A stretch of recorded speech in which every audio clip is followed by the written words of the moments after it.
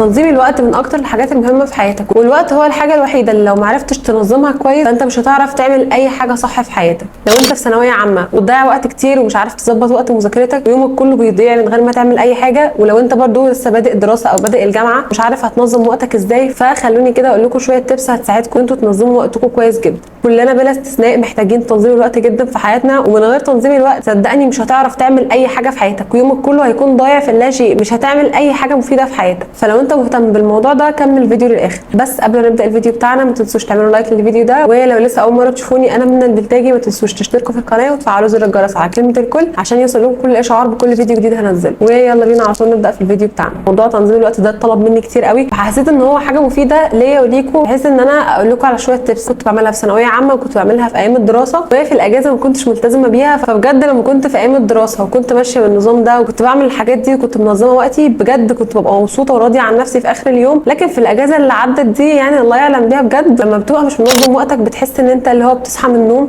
تفضل ماسك التليفون، تحط التليفون تروح تعمل اي حاجه ترجع تاني تمسك التليفون، وهكذا لحد ما اليوم يخلص. لو وراك اي حاجه مهمه بتفضل تاجلها لاخر اليوم، بتحس ان انت في اخر اليوم انت ما عملتش حاجه مفيده في حياتك، فبتحس بتانيب الضمير. لكن لما يومك بيبقى منظم، اي نعم الموضوع بيبقى روتيني شويه، بس بجد تنظيم الوقت هو سر النجاح. فانت لازم تعرف ازاي تنظم وقتك كويس عشان تبقى شخص ناجح في حياتك. اول حاجه في التبس عشان تنظموا وقتكم، وهي اول حاجه ان انت لازم يكون عندك اراده ان انت عايز تعمل الحاجه دي. لو انت ما عندكش اراده في اي حاجه بتعملها في حياتك فصدقني مش هتعرف تعمل اي حاجه. انا دلوقتي عايزه انظم وقتي وعارفه ان انا مثلا داخله على مرحله جديده في حياتي، او داخله مثلا على وقت دراسه، او انا مثلا في ثالثه ثانوي وعندي تراكمات وخلاص هبدا بدايه جديده وعايزه انظم وقتي، فانا لازم يبقى من جوايا انا عندي اراده ان انا عايزه اعمل الحاجه دي عشان اعرف اعملها. فانت اول حاجه لازم تعملها كده تحط في نيتك ان خلاص تبدا من دلوقتي او من بكره ان انت تنظم وقتك وتمشي بطريقه صح عشان تلم بقى تراكمات او تبدا الدراسه بتاعتك بنجاح، ما تبقاش مراكم عليك حاجه لو انت يعني لسه هتبدا دراسه. فاول حاجه ان انت لازم يكون عندك اراده. تاني حاجه وهي النوم. اهم حاجه تنام كويس قوي. الناس اللي بتقول اللي هو انا هضغط على نفسي ومش هنام، بالذات بتوع ثالثه ثانوي، هنام 6 ساعات. اصل ما اعرفش مين اللي كانت طالعه الاولى على الجمهوريه كانت بتنام 5 ساعات و6 ساعات وما اعرفش ايه. انتوا يا جماعه اصلا لسه في الاول، يعني انت المفروض ما تنامش اقل من 8 ساعات علشان تكون صاحي مركز وفايق وتقدر تعمل كل الحاجات اللي وراك. فلازم كويس قوي عشان تبقى صاحي فايق لازم تنام كويس، تنام مش اقل من 8 ساعات. امشي بقاعده الثلاث تمانيات. ايه هي قاعده الثلاث تمانيات دي؟ وهي 8 ساعات لنومك، 8 ساعات لترفيهك، و8 ساعات للشغل. طبعا 8 ساعات لنومك معروف انت هتنام. ال8 ساعات بتوع الشغل مش هيبقى شغل متواصل اكيد، يعني لو انت في ثالثه ثانوي فحاول ان انت على قد ما تقدر تستغل ال8 ساعات دول كويس جدا. لو انت في دراسه في جامعه او كده حاول ان انت برده تستفيد بيهم اقصى استفاده، بحيث ان انت تقسمهم مع المذاكره. طبعا انت في الجامعه مش هتذاكر 8 ساعات، لو عندك لسه وقت من ال8 ساعات حاول ان انت تستغله في اي مهاره ثانيه انت بتعملها، تنميها، تتعلم حاجه جديده. لو انت بتشتغل تشتغل في الوقت ده، تعمل حاجه جنب الدراسه، لان انت ال8 ساعات دول هيبقوا كتير جدا عليك. الا بقى لو انت في فتره امتحان. ايا كان حاول ان انت تخلي ال8 ساعات دول خلص فيهم اكتر استفاده. ال8 ساعات الباقيين بقى للترفيه تقسمهم بقى في ان انت تقعد مع اهلك، ان انت تقعد بقى تمسك التليفون، ترفه عن نفسك، تخرج مع اصحابك، تعمل اي حاجه بقى انت بتتبسط بيها، اي حاجه انت نفسك تعملها تعملها في ال8 ساعات دول. فاهم حاجه ان انت يكون عندك اراده وتنام كويس، وحاول ان انت تمشي على قاعده الثلاث تمانيات عشان بجد بتنظم الوقت جدا. تالت حاجه وهي التخطيط. لازم تكون مخطط ايه اللي انت عايز تعمله. لازم يبقى عندك 2 بلانز. البلان الاولى هتبقى طويله المدى، والبلان الثانيه هتبقى قصيره المدى. البلان الطويله المدى دي هتكون لو انت مثلا عندك تراكمات فانت بتحط قدامك رينج، مثلا انت عندك مده قد ايه حاول ان انا اخلص فيهم الحاجه دي، بس مش بتعمل جداول كبيره او جداول اسبوعيه، لا انت بترتب الدنيا، بتشوف ايه المده المتاحه قدامك، بتقسم بقى الحاجات دي على المده دي. مش شرط بقى بجدول وعدد ساعات معينه، لا، بس الفكره ان انت تكون حاطط كده قدامك رينج عشان ما تجيش تلاقي نفسك اتزنقت او تلاقي الوقت عدى منك او ان انت سايب الموضوع مفتوح قدامك. لا، حط لنفسك رينج كده تشوف انت قدامك فتره قد ايه هتخلص فيها التراكمات دي وتقسمها عليه. بلان بقى هتكون اللي هي البلان القصيره المدى دي، هتكون اللي هي التو دو ليست. التو دو ليست دي بتصحى من النوم، اول ما تصحى تتوضى وتصلي وتاكل، بعد كده تبدا على طول تكتب التو دو ليست بتاعتك. دي من اكتر الحاجات اللي هتنظم الوقت بتاعك. تكتب بقى كل الحاجات اللي وراك المفروض تعملها. انا مثلا النهارده هذاكر فيزياء، هذاكر كيمياء، هذاكر اناتومي، هذاكر بايوكيمستري، هذاكر اي ماده من المواد اللي عليا ايا كانت بقى ايه الماده دي، هذاكر حبه المواد دول وهحل كذا وهحفظ كذا مثلا منهم.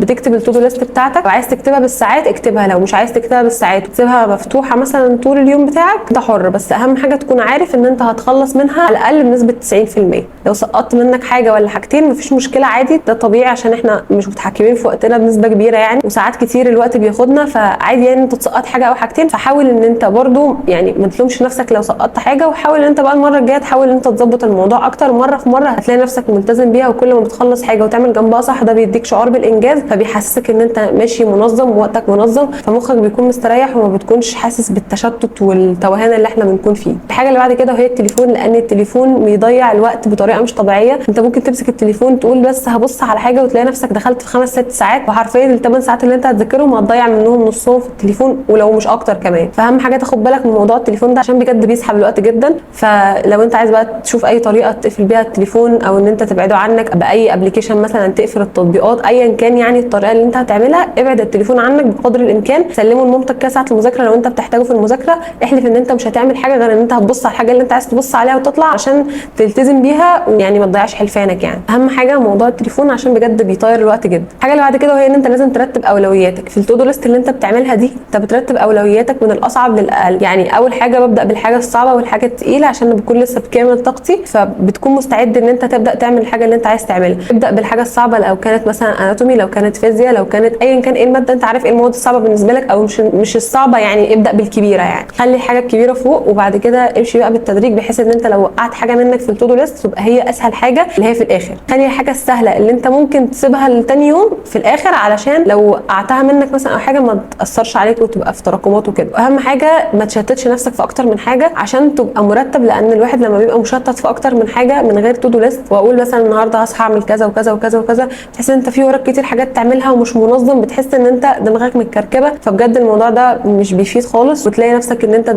كل حاجه متكركبه حواليك، فبتحس بالاحباط وانا لسه هعمل ده كله فمش هتعمل. وده عن تجربه، جربت الجدول والتنظيم وجربت عدم التنظيم، فبجد عدم التنظيم شعور سيء جدا. اهم حاجه ان انت تعيد ترتيب اولوياتك وترتب ايه الحاجات المهمه اللي وراك في الاول، سواء كان شغل، سواء كان جامعه، سواء كان دراسه، سواء ثانويه عامه، ايا كان انت عارف ايه الحاجات اللي وراك. الحاجه اللي بعد كده وهي ان انت لازم تتحكم في انتباهك وتركيزك، وما تسمحش لاي حاجه حواليك ان هي تشتتك، سواء كانت مشاكل، سواء كان صاحب مفسد مثلا، سواء كان اخ واخت فاسدين، عشان بجد الاخوات فاسدين يعني مش بقصد يعني، بس اللي هو تلاقي اخواتك جايين يضيعوا لك وقتك. حاول ان انت تبعد عن اي حاجه بتشتتك، وما تسمحش لاي حد ان هو يشتتك وانت مركز، علشان ده بيقلل الانتاجيه جدا ويخليك تخرج من المود بتاعك، وهتحس بقى اللي هو ايه، لا طب اروح العب شويه، طب اروح اضيع وقت شويه. فما تسمحش لاي حاجه ان هي تشتتك خالص. لو انت في وقت التركيز افضل مركز في الحاجه اللي انت مركز فيها. الحاجه اللي بعد كده وهي ان انت تعمل مكان مخصص للحاجه اللي انت بتعملها مهمه. لو انت بتشتغل اشتغل في المكان اللي انت بتشتغل فيه على طول، ده مكان للشغل كده، او ده كرسي للشغل، ده مكتب للشغل. لو انت ما بتحبش تذاكر على المكتب، انا عن نفسي كنت بذاكر على الكنب كده،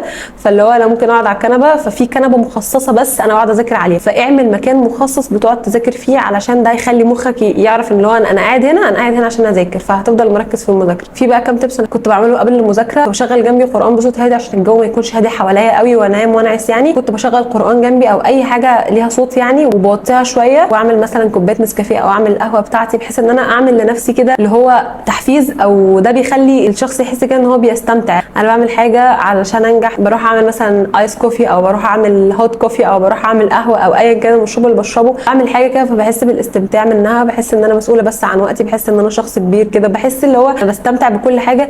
كان الدكتور ابراهيم الفقي بيقول انه انت كده كده هتعيش الاوقات الصعبه دي، وكده كده هتعمل الحاجه اللي مطلوبه منك دي، فليه تعملها وانت متضايق وانت متقدر؟ ليه ما تعملهاش وانت مبسوط وتستمتع بكل لحظه فيها؟ انا كنت بحاول استمتع بكل لحظه في وقتي يعني. كنت ببدا المذاكره بحاجه اشربها، بحيث ان هي هتشجعني اكتر يعني ان انا ابدا المذاكره وكده، وابدا بقى اذاكر حاجه، وكل ما اخلص حاجه اعمل جنبها صح، واخد بريك اريح شويه، اعمل اي حاجه ثانيه. بجد الموضوع ده كان بيحسسني بالانجاز، وكنت باجي اخر اليوم بكون راضيه عن نفسي جدا، وبكون مبسوطه ان انا عملت حاجه مفيده في حياتي، وان انا اللي هو انا منتجه، ويومي بيكون منتج، ما بكونش بضيع وقتي في التليفون او بضيع وقتي في اللا شيء. اي نعم كنت بمسك التليفون، ما انكرش ده، بس برضو كنت بحاول ان انا امنعه على قد ما اقدر، وما كنتش بموت ضميري. دايما خلي ضميري صاحي، اللي هو لا تألف الغلط او لا تألف الحاجه اللي ضميرك بيأنبك عليها، علشان لو موتت ضميرك من ناحيتها صدقني اوعى تموت ضميرك في اي حاجه. طول ما انت بتمسك التليفون ضميرك بيأنبك، ما تحاولش ان انت تبرر لنفسك، وسيب ضميرك يأنبك، وقول المره الجايه مش هعمل كده تاني. وكل مره حتى لو بتغلط تاني وبتعملها تاني، قول لنفسك المره الجايه مش هعملها، صدقني هيجي وقت هتلاقي نفسك بتقلل من الحاجه الغلط اللي انت بتعملها دي جدا. وبس كده افتكر ان احنا مش مثاليين، وكلنا بنضيع وقت كتير ساعات، وكلنا بيجي علينا لحظات ضعف وبنقع، بس لو انت في ثالثه ثانوي فاركن اركن كده من الحته دي على جنب، علشان انت ما ينفعش ان انت تضيع وقتك، علشان التراكمات لو زادت عليك صدقني مش هتعرف تخرج منها. انا بتكلم على الناس اللي بتكون بتعمل كذا حاجه في نفس الوقت، لو في ناس بتشتغل وبتذاكر وبتعمل كذا حاجه، فطبعا احنا كبني ادمين مش هنعرف نوازن بين كل الحاجات دي مع بعض. فما تلومش نفسك على حاجه، واعرف ان احنا كلنا مش مثاليين. كل الناس اللي انت بتشوفهم على السوشيال ميديا دول مش مثاليين، اكيد بيجي عليهم اوقات، وانا كمان بيجي عليا اوقات وبضيع وقت كتير وما بكونش منتجه خالص، وبجد الوقت بيكون ضايع جدا. فما تلومش نفسك، واعرف ان ده طبيعي، بس خلي ضميرك صاحي، وان انت تقول المره الجايه مش هعمل الحاجه دي تاني، واحاول ان انا ابدا من اول وجديد وانظم وقتي. هتلاقي نفسك بتظبط كل حاجه، وهيجي وقت وهتلاقي نفسك كرهت الحاجه الوحشه او الغلط او الوضع اللي مش مظبوط اللي انت عايش فيه ده، هتلاقي نفسك بتحب الوضع الكويس وهتتعود عليه. وهي بس كده انا خلصت الفيديو بتاعي. لو عجبكم الفيديو ما تنسوش تعملوا لايك للفيديو ده، وشاركوني برده افكار فيديوهات لو في حاجه عايزين نتكلم عنها، او لو عجبكم فكره المذاكره بشكل عام دي مش ثالثه ثانوي بس، قولوا لي اكمل فيها ولا لا. وطبعا ما تنسوش تشتركوا في القناه وتفعلوا زر الجرس على كلمه الكل علشان يوصلوا كل اشعار بكل فيديو جديد هنزله، وتعملوا شير لاصحابكم عشان الكل يستفاد. وهي بس كده، باي باي.